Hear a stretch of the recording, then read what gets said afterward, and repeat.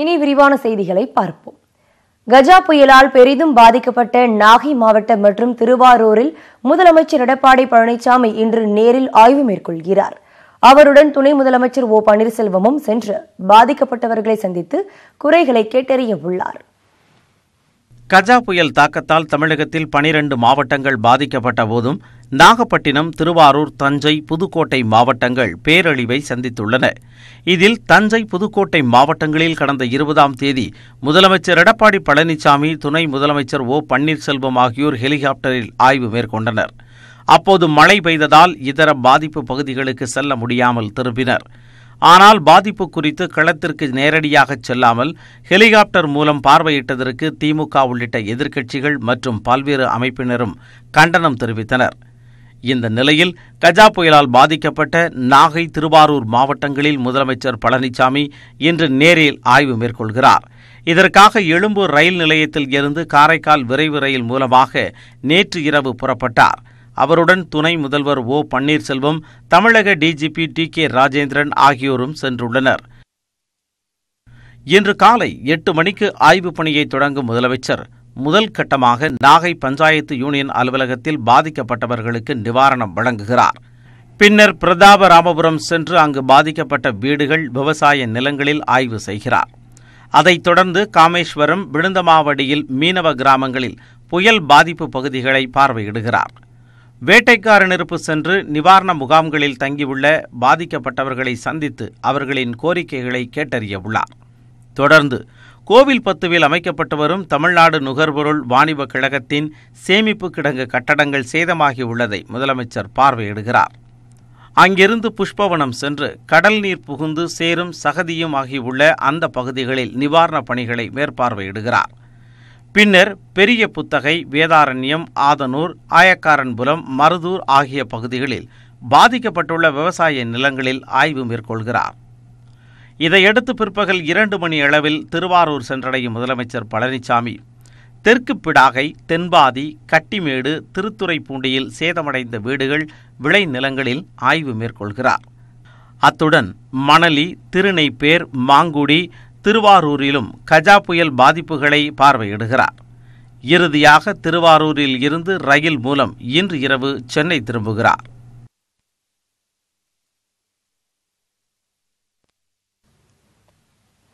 கஜா புயலால் பாதிக்கப்பட்ட பகுதிகளுக்கு ரயில்களில் நிவாரணப் பொருட்களை கொண்டு செல்வதற்கு எந்த கட்டணமும் வசூலிக்கப்பட மாட்டாது என்று ரயில்வே அமைச்சகம் அறிவித்திருக்கிறது. வரும் 10ஆம் தேதி வரை இது நடைமுறையில் இருக்கும் என்றும் ரயில்வே பொது மேலாளர்களுக்கு அறிவுறுத்தப்பட்டுள்ளது. கஜா புயலால் பாதிக்கப்பட்ட மாவட்டங்களுக்கு பல்வேறு தரப்பினரும் நிவாரணப் பொருட்களை அனுப்பி வைத்து வருகின்றனர். ரயில்களில் நிவாரணப் பொருட்களை அனுப்பி வைக்க கட்டணத்திலிருந்து விலக்கு அளிக்குமாறு ரயில்வே அமைச்சர் பியூஷ் கோயலுக்கு முதலமைச்சர் எடப்பாடி பழனிசாமி கடிதம் எழுதியிருந்தார். இந்த நிலையில் அனைத்து ரயில்வே மேலாளர்களுக்கும் ரயில்வே அமைச்சகம் கடிதம் எழுதியுள்ளது. அதில் தற்போதைய நிலையில் கஜா புயலால் பாதிக்கப்பட்ட மாவட்டங்களுக்கு பொருட்களை அனுப்பும் பொழுது சரக்கு கட்டணத்தை வசூலிக்கக்கூடாது என்று அறிவுறுத்தப்பட்டுள்ளது. தமிழகத்தில் பாதிக்கப்பட்ட மாவட்டங்களுக்கு நாடு முழுவதிலும் இருந்து அனைத்து அரசு அமைப்புகளும் நிவாரணப் பொருட்களை அனுப்பலாம். மற்ற அமைப்புகளுக்கு அனுமதி அளிப்பது குறித்து ரயில்வே கோட்ட மேலாளர்கள் முடிவு செய்து கொள்ளலாம் என்று குறிப்பிடப்பட்டுள்ளது.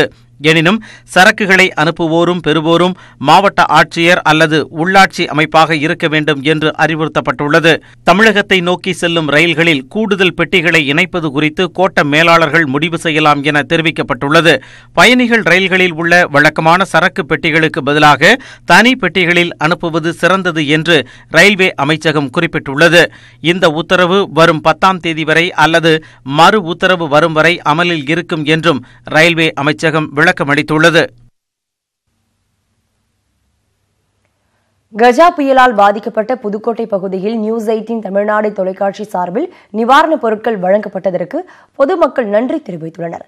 இதனிடையே புதுக்கோட்டையில் 3 நாட்களுக்குள் முழுவதுமாக மின் விநியோகம் வழங்கப்படும் என்று சுகாதார அமைச்சர் விஜயபாஸ்கர் நம்பிக்கை தெரிவித்துள்ளார். கஜா புயல் தாக்கத்தால் புதுக்கோட்டை மாவட்டம் இதுவரை கண்டிராத பேரழிவை சந்தித்துள்ளது. வீடு உடைமைகளை இழந்து நிற்கதியாகி உள்ள மக்களுக்கு அரசு தரப்பில் இதுவரை நிவாரணம் வழங்கப்படவில்லை என்று பல்வேறு கிராம மக்கள் குற்றம் சாட்டியுள்ளனர். இந்நிலையில் நியூஸ் 18 தமிழ்நாடு தொலைக்காட்சியின் இணைப்பு பாலம் மூலம் பொதுமக்களிடமிருந்து நிவாரணப் பொருட்கள் சேகரிக்கப்பட்டு வருகின்றன. அரிசி உள்ளிட்ட உணவுப் பொருட்கள், பிஸ்கட், மெழுகுவர்த்தி, கொசுவர்த்தி, போர்வை, பாய் உள்ளிட்ட அத்தியாவசிய பொருட்கள் புதுக்கோட்டை மாவட்டம் புளிச்சங்காடு மற்றும் சுக்கிரன்குண்டு பகுதிகளில் பாதிக்கப்பட்டவர்களுக்கு வழங்கப்பட்டன. இதுவரை அரசிடமிருந்து உதவி ஏதும் கிடைக்காத நிலையில் நியூஸ் 18 சார்பில் தங்களுக்கு உதவிக்கரம் நீட்டியது ஆறுதல் அளிப்பதாக அவர்கள் நன்றி தெரிவித்தனர். நாங்கள் மழையால் ரொம்ப பேரால் பாதிச்சிருக்கிறோம். எங்களுக்கு தண்ணி குடிக்கிறதுக்கு பிரச்சனை இருந்துச்சு ரொம்ப. இப்போ கொஞ்சம் பரவாயில்ல, கொஞ்சம் எல்லாம் கொடுக்குறாங்க, தண்ணி கொஞ்சம் உதவி பண்ணுறாங்க, பொருள்களும் கொடுத்துருக்காங்க. நியூஸ் சைட்லேருந்து எங்களுக்கு பாய், தலையணை, அரிசி, இதெல்லாம் போர்வை எல்லாம் கொடுத்துருக்காங்க. நியூஸ் சைட்டுக்கு ரொம்ப நன்றி. நாங்கள் அந்த மழைனால காற்றுனால ரொம்ப பாதிக்கப்பட்டிருக்கிறோம். எங்களுக்கு எந்த உதவியுமே அங்கேருந்து எதுவும் கொண்டாந்து செய்யலை. இப்போ நீங்கள் கொண்டாந்து செய்ய ரொம்ப நன்றி உங்களுக்கு. இனிமேல் எங்களுக்கு இடுக்கிறதுக்கு குடிசை விடா இருக்குது. மழை பெஞ்சு எல்லாம் காத்தடிச்சு ரோடெல்லாம் அரசுல எந்த உதவியுமே செய்யலை. எங்களுக்கு எல்லாம் செஞ்சு கொடுக்கணும். நீங்கள் அரசியல் கட்சியினர், உள்ளூர் தலைவர்கள் யாரும் கை கொடுக்காத நிலையில் தன்னார்வ தொண்டு நிறுவனங்களே தங்களுக்கு உதவி வருவதாகவும் பாதிக்கப்பட்டவர்கள் தெரிவித்துள்ளனர். எந்த வருவாயும் எங்கள்கிட்ட இல்லை. அதனால் எங்களுக்கு ரொம்ப சிரமமாக இருக்குது. ஏதோ உங்கள் மாதிரி தொலைக்காட்சி மாதிரி எல்லாம் தனியார் நிறுவனங்கள்லாம் எங்களுக்கு நிறையா உதவி பண்ணுறாங்க. அதை வச்சு நாங்கள் ஏதோ இப்போ பண்ணிக்கிட்டு இருக்கிறோம். ஒரு 10 நாளாக அந்த நிகழ்ச்சி தான் எங்களுக்கு ஓடிக்கிட்டு. எங்கள் வீட்டிலேருந்து எதையுமே எடுத்து சாப்பிடவோ எடுத்து செலவு பண்ணுறதுக்கு எந்த விதமான பொருளாதாரமும் கிடையாது. எல்லா பொருளாதாரமும் அடியோடு அழிஞ்சு போச்சு. இதனிடையே மின்சாரம் இல்லாததால் சுக்கிரன்குண்டு கிராமத்தில் சுகாதாரமற்ற முறையில் உள்ள குளத்திலிருந்து நீரை எடுத்து பருகி வருவதாகவும் அதனை சமையலுக்கு பயன்படுத்தி வருவதாகவும் நியூஸ் 18 தமிழ்நாடு செய்தி வெளியிட்டது. இதன் எதிரொலியால் அதிகாரிகள் அங்கு வந்து சுகாதார பணியை மேற்கொண்டனர். அத்துடன் ஜெனரேட்டர் மூலம் மேல்நிலை நீர்த்தேக்க தொட்டியில் தண்ணீர் நிரப்பி சுத்தமான குடிநீர் விநியோகிக்க நடவடிக்கை மேற்கொண்டனர். இதற்கிடையில் திருச்சியிலிருந்து புதுக்கோட்டைக்கு வரும் வழியில் மாத்தூர் அருகே மின்வாரிய ஊழியர்கள் தங்கியிருந்த பகுதிக்கு சுகாதாரத்துறை அமைச்சர் விஜயபாஸ்கர் சென்றார். அப்பொழுது ஊழியர்களுக்கு சப்பாத்தி சுட்டு கொடுத்து பரிமாறி அவர்களுடன் அமர்ந்து உணவு அருந்தினார். மேலும் புதுக்கோட்டையில் ஆட்சியர் அலுவலகத்தில் செய்தியாளர்களை சந்தித்த அமைச்சர் புதுக்கோட்டை மாவட்டத்தில் 3 நாட்களுக்குள் 100 விழுக்காடு மின் விநியோகம் வழங்கப்படும் என்று தெரிவித்தார். கிராமப்புற பகுதி மட்டும்தான் எங்களுக்கு சவாலாக இருந்தது. அதுலேயும் ஒவ்வொரு நாளும் மிக வேகமான ஒரு ப்ராக்ரஸ் இருக்குது. அதாவது இப்போ மொத்தம் 4062 கிராமங்கள், குக்கிராமங்கள் இந்த புதுக்கோட்டை மாவட்டத்தில் இருக்குது. அதில் 2000 கிராமங்களுக்கு மின் இணைப்பு வழங்கப்பட்டிருக்கிறது. இது ஒரு மிகப்பெரிய, இந்த 10 நாளில் இது ஒரு மிகப்பெரிய விஷயமாக இதை எல்லாரும் பொதுமக்களும் பாராட்டுறாங்க. புயல் பாதிப்பு மீட்பு பணியை பாராட்டிய எதிர்க்கட்சியினருக்கு நன்றி தெரிவித்த அமைச்சர் விஜயபாஸ்கர் இதேபோன்று ஊக்குவித்தால் உறக்கமின்றி உழைக்க தயார் என்று கூறினார். கஜா புயல் பாதிப்பு குறித்து ஆய்வு நடத்திய மத்திய குழுவினர் டெல்லி திரும்பினர். இதையடுத்து மத்திய அரசிடம் விரைவில் அறிக்கை தாக்கல் செய்ய உள்ளனர். மத்திய உள்துறை இணைச் செயலாளர் டேனியல் ரிச்சர்ட் தலைமையிலான மத்திய குழுவினர் தமிழகத்தில் நாகை, திருவாரூர், புதுக்கோட்டை உள்ளிட்ட புயலால் பாதிக்கப்பட்ட பகுதிகளில் ஆய்வு நடத்தினர். புதுச்சேரி மாநிலம் காரைக்காலிலும் ஆய்வு நடத்திய இக்குழுவினர் செவ்வாய்க்கிழமை காலையில் புதுச்சேரி முதலமைச்சர் நாராயணசாமியுடன் அந்த மாநில தலைமைச் செயலகத்தில் ஆலோசனைக் கூட்டத்தில் பங்கேற்றனர். அப்போது 187 கோடி ரூபாய்க்கான கஜா புயல் சேத அறிக்கையை முதலமைச்சர் நாராயணசாமி மத்திய குழுவினரிடம் வழங்கினார். This team took, and I think it is due to all such efforts also that there has been no loss of life, although there are loss to the infrastructure and trees which sometimes we cannot save, but saving human lives is what they have done, and they have done and swung into action, which is very appreciative. We have seen the loss caused. The Honorable Chief Minister has said they have given one memorandum to us, and the central team is going back, and we shall give a report over there. இதனைத் தொடர்ந்து சென்னை திரும்பிய மத்திய குழுவினர் முதலமைச்சர் எடப்பாடி பழனிசாமியை தலைமைச் செயலகத்தில் சந்தித்தனர். வருவாய் நிர்வாக ஆணையர் சத்யகோபால் உள்ளிட்ட அதிகாரிகள் அப்போது உடனிருந்தனர். புயல் சேதம் தொடர்பான தமிழக அரசின் ஆய்வறிக்கையை வழங்கிய முதலமைச்சர் நிவாரணம் மற்றும் புனர்வாழ்வுக்கான தேவைகள் குறித்து எடுத்துரைப்பதாகவும், மேலும் கடும் பாதிப்பு ஏற்பட்டிருப்பதால் மத்திய அரசின் அதிகபட்ச உதவி அவசியம் என வலியுறுத்தியதாகவும் தெரிவிக்கப்பட்டுள்ளது. இதனைத் தொடர்ந்து செய்தியாளர்களிடம் பேசிய மத்திய குழு தலைவர் டேனியல் ரிச்சர்ட் புயலின் வீரியத்தை உணர்ந்து சேத விவரங்களை சேகரித்துள்ளதாகவும் திண்டுக்கல் மாவட்டத்தில் பாதிக்கப்பட்ட பகுதிகளுக்கு நேரில் செல்ல முடியாவிட்டாலும் அங்கு ஏற்பட்ட சேத விவரங்கள் குறித்தும் அறிக்கையில் சேர்க்க உள்ளதாகவும் குறிப்பிட்டார். Semi-pakka houses and to even solid structures with reinforced concrete and steel like the warehouse. It is a testimony to the intensity of the wind, the strength, the speed of the wind, the damage it has caused, which has really flattened out literally structures and trees, whatever has come in its way. Gaja புயல் பாதிப்புகள் குறித்து ஆய்வு முடித்த மத்திய குழுவினர் டெல்லி திரும்பினர். பாதிப்புகள் தொடர்பான அறிக்கையை மத்திய அரசிடம் தாக்கல் செய்ய உள்ளனர். இந்நிலையில் ஆய்வறிக்கையை 2 நாட்களுக்குள் தாக்கல் செய்ய வேண்டும் என்றும் நிவாரண நிதியை மத்திய அரசு 1 வாரத்திற்குள் வழங்க வேண்டும் என்றும் உயர்நீதிமன்ற மதுரை கிளை உத்தரவிட்டுள்ளது.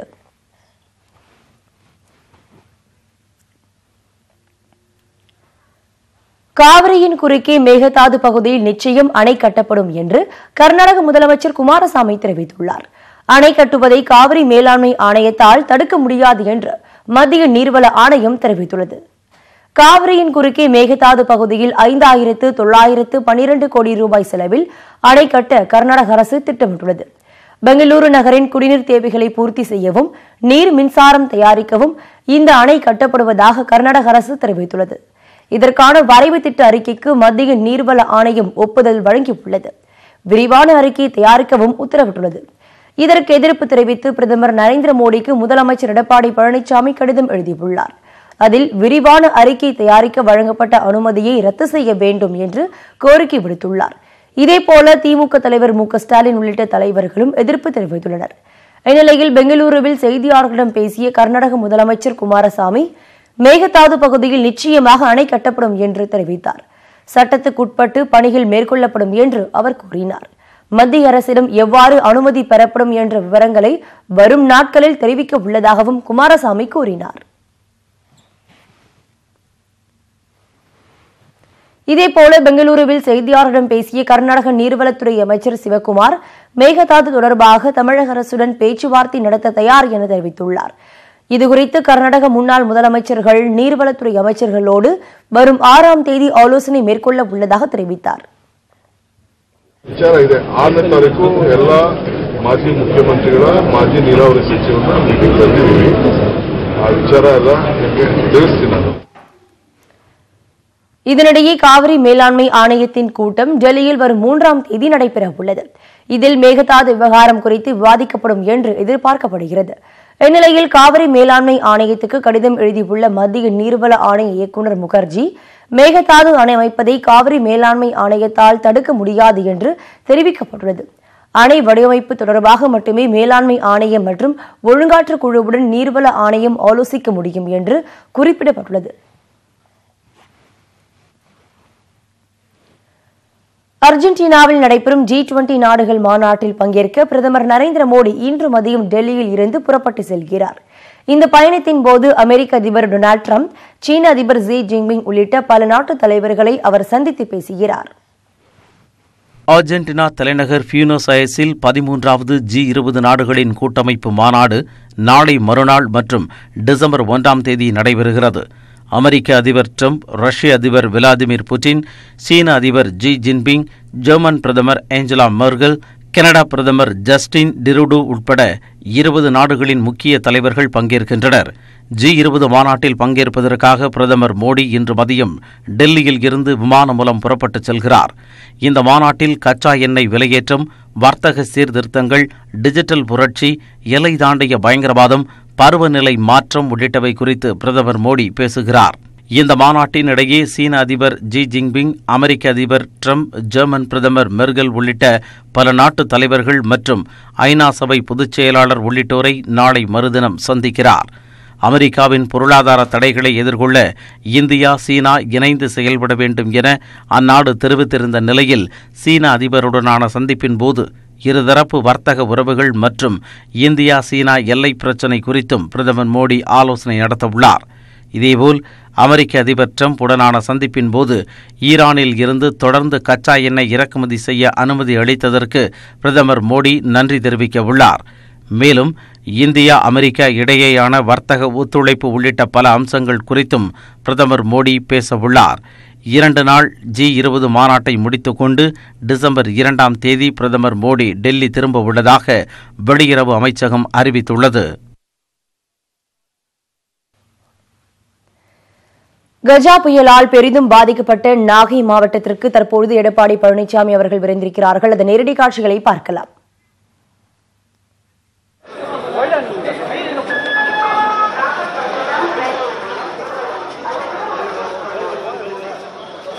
கஜா புயலால் பெரிதும் பாதிக்கப்பட்ட நாகை மாவட்டம் மற்றும் திருவாரூரில் முதலமைச்சர் எடப்பாடி பழனிசாமி இன்று நேரில் ஆய்வு மேற்கொள்ள இருக்கிறார். அவரோடு துணை முதலமைச்சர் ஓ பன்னீர்செல்வமும் சென்று பாதிக்கப்பட்டவர்களை சந்தித்து ஆறுதல் கூற இருக்கின்றனர். கஜா புயல் தாக்கத்தால் தமிழகத்தில் 12 மாவட்டங்கள் பாதிக்கப்பட்ட போதும் நாகப்பட்டினம், திருவாரூர், தஞ்சை, புதுக்கோட்டை மாவட்டங்கள் பேரழிவை சந்தித்திருக்கின்றன. இதில் தஞ்சை, புதுக்கோட்டை மாவட்டங்களில் கடந்த 20ஆம் தேதி முதலமைச்சர் அவர்கள் எடப்பாடி பழனிசாமி, துணை முதலமைச்சர் ஓ பன்னீர்செல்வம், இதர அமைச்சர்கள் நேரில் சென்று மக்களுக்கு ஆறுதல் கூறியதோடு அங்கு பாதிக்கப்பட்ட மக்களுக்கு நிவாரணப் பொருட்களையும் வழங்கினர். தற்பொழுது அவர் நாகை மாவட்டத்திற்கு விருந்திருக்கிறார். இன்னும் சில மணி நேரங்களில் அவர் பாதிக்கப்பட்ட மக்களை சந்தித்து ஆறுதல் கூற இருக்கிறார். அதன் நேரடி காட்சிகளை நாம் பார்த்து வருகிறோம். இதுகுறித்து விரிவான தகவலோடு தர காத்திருக்கிறார் எமது செய்தியாளர் சகாதேவன். அவரிடம் கேட்கலாம். சகாதேவன், பாதிக்கப்பட்ட பகுதிகளில் முதலமைச்சர் அவர்கள் எப்போது செல்ல இருக்கிறார்? அவருடன் யார் யாரெல்லாம் இருக்கிறார்கள்? இன்னைக்கு முதலமைச்சரோட திட்ட பயணம் என்ன? அதாவது நித்யா, கஜா புயல் பாதிப்படைந்ததுல கடுமையாக பாதிக்கப்பட்டிருக்கக்கூடிய மாவட்டமாக வேதாரண்யம், நாகப்பட்டினம் இருக்கிறது. நாகப்பட்டினத்தில் வேதாரண்யம் மிக கடுமையாக பாதிக்கப்பட்டிருக்கிறது. பாதிக்கப்பட்ட பகுதிகளை காண்பதற்காக தொடர்ந்து அமைச்சர்கள், துணை முதல்வர்கள் இன்று முகாமிட்டு தொடர்ந்து பாதிப்புகளை பார்வையிட்டு வருகிறார்கள். 2 முறை முதலமைச்சர் வருகை தந்தும் நாகை மற்றும் திருவாரூர் மாவட்டங்களுக்கு வர இயலவில்லை. மேலும் கடந்த முறை புதுக்கோட்டை, தஞ்சாவூர் உள்ளிட்ட மாவட்டங்களில் முதலமைச்சர் ஹெலிகாப்டர் மூலம் ஆய்வு மேற்கொண்டார். கனமழை காரணமாக அவரது பயணம் நாகை, திருவாரூர் மாவட்டங்களுக்கு வருகை தரக்கூடிய பயணமானது ரத்தானது. இந்த நிலையில் மத்திய குழுவினர் நாகை, திருவாரூர், புதுக்கோட்டை, தஞ்சாவூர் உள்ளிட்ட பல்வேறு மாவட்டங்களில் புயல் பாதிப்புகளை ஆய்வு செய்துவிட்டு திரும்பினர். இதனால் முதலமைச்சர் பழனிசாமி நாகை மற்றும் திருவாரூர் மாவட்டங்களுக்கு வர முடியாமலேயே இருந்தது. தற்போது இன்று நாகைக்கு வருகை தந்திருக்கிறார். சரியாக 8:30 மணி அளவில் இவர் இந்த புயல் பாதிப்புகளை பார்ப்பதற்காக காமேஸ்வரம், விழுந்தமாவடி, வேட்டைக்காரன் இருப்பு, புஷ்பவனம் உள்ளிட்ட பல்வேறு பகுதிகளுக்கு சாலை மார்க்கமாக சென்று இந்த புயல் பாதிப்புகளை பார்வையிடுகிறார். இவரை தற்போது நாகை ரயில் நிலையத்திற்கு வந்திருக்கும் முதலமைச்சரை துணை முதல்வர் மற்றும் அமைச்சர்கள் வரவேற்றுக் கொண்டிருக்கிறார்கள். அரசினர் விருந்தினர் மாளிகையில் தங்க வைக்கப்பட்டு சரியாக காலை 8:30 மணி அளவில் இவருடைய ஆய்வு பயணமானது தொடர்ந்து நடைபெறும். நீங்க 8:30 மணிக்கு தொடங்கும் சொல்லியிருக்கீங்க நிவாரண பணிகள். பாதிக்கப்பட்ட பகுதிகளுக்கு எந்த இடத்துல நிவாரண உதவிகளை வழங்க இருக்கிறார்? நிறைய விஷயங்கள் சொன்னீங்க. இது குறித்து விரிவான தகவலுக்கு நன்றி சகாதேவன்.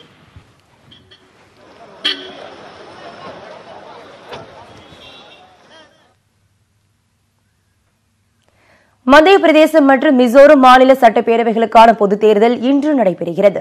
இதையொட்டி பலத்த பாதுகாப்பு ஏற்பாடுகள் செய்யப்பட்டுள்ளன.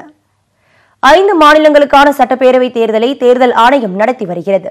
சத்தீஸ்கரில் 2 கட்டங்களாக தேர்தல் முடிவடைந்த நிலையில் 230 தொகுதிகளை கொண்ட மத்திய பிரதேசம் மற்றும் 40 தொகுதிகளை கொண்ட மிசோரம் மாநிலங்களில் இன்று தேர்தல் நடத்தப்படுகிறது. மிசோரமில் காலை 7 மணிக்கு தொடங்கும் வாக்குப்பதிவு மாலை 4 மணியுடன் முடிவடைகிறது. மொத்தமுள்ள 40 தொகுதிகளில் 1179 வாக்குச்சாவடிகள் அமைக்கப்பட்டுள்ளன. 209 வேட்பாளர்கள் களத்தில் உள்ளனர். ஆட்சியை தக்கவைக்க காங்கிரசும் மீண்டும் ஆட்சியை பிடிக்க பாஜகவும் தீவிர முயற்சிகளை மேற்கொண்டு வருகின்றன. அசம்பாவிதங்கள் ஏற்படாமல் தடுக்க 40 கம்பெனி துணை ராணுவம் மற்றும் 43 கம்பெனி மிசோரம் போலீசார் பாதுகாப்பு பணியில் ஈடுபட்டுள்ளனர். இதேபோல 230 தொகுதிகளை கொண்ட மத்திய பிரதேச சட்டப்பேரவைக்கும் இன்று தேர்தல் நடைபெறுகிறது. 227 தொகுதிகளுக்கு காலை 8 மணி முதல் மாலை 5 மணி வரையும், 3 தொகுதிகளுக்கு காலை 7 மணி முதல் மாலை 3 மணி வரையும் வாக்குப்பதிவு நடைபெறுகிறது. 2907 வேட்பாளர்கள் களத்தில் இருக்கின்றனர். மாநிலம் முழுவதும் 65,000 வாக்குச்சாவடிகள் அமைக்கப்பட்டுள்ளன. இதில் 2,000 வாக்குச்சாவடிகளில் பெண்கள் மட்டுமே தேர்தல் பணியில் ஈடுபடுத்தப்பட்டுள்ளனர். 100 வாக்குச்சாவடிகளில் மாற்றுத்திறனாளிகள் மட்டும் பணியில் ஈடுபடுத்தப்பட்டுள்ளனர். அசம்பாவித சம்பவங்கள் ஏற்படாமல் தடுக்க 1,80,000 பேர் பாதுகாப்பு பணிகளை மேற்கொண்டு வருகின்றனர். இந்த தேர்தலில் பதிவாகும் வாக்குகள் அனைத்தும் வரும் 11ஆம் தேதி எண்ணப்பட உள்ளன.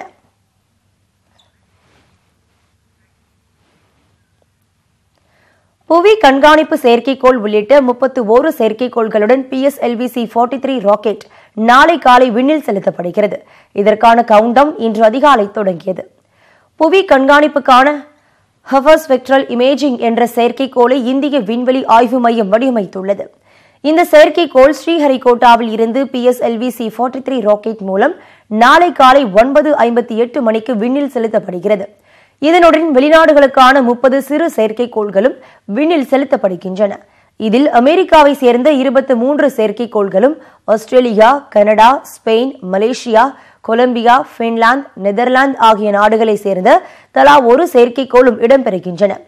ஹெபர்ஸ்பெக்ட்ரல் இமேஜிங் செயற்கைக்கோளை புவி வட்டப்பாதையில் 630 கிலோமீட்டர் தொலைவிலும் மற்ற 30 செயற்கைக்கோள்களை 504 கிலோமீட்டர் தொலைவிலும் நிலைநிறுத்த இஸ்ரோ திட்டமிட்டுள்ளது. இந்தியாவின் மேலாண்மை வனப்பகுதி, கடலோர பகுதி, உள்நாட்டு நீர்நிலைகள், மண்வளம் மற்றும் ராணுவ உளவு பணிக்காக 380 கிலோ எடை கொண்ட ஹெபர்ஸ்பெக்ட்ரல் இமேஜிங் செயற்கைக்கோள் பயன்படுத்தப்பட உள்ளது. இந்த ராக்கெட்டை விண்ணில் செலுத்துவதற்கான 28 மணி நேர கவுண்டவுன் இன்று அதிகாலை 5:58 மணிக்கு தொடங்கியுள்ளது.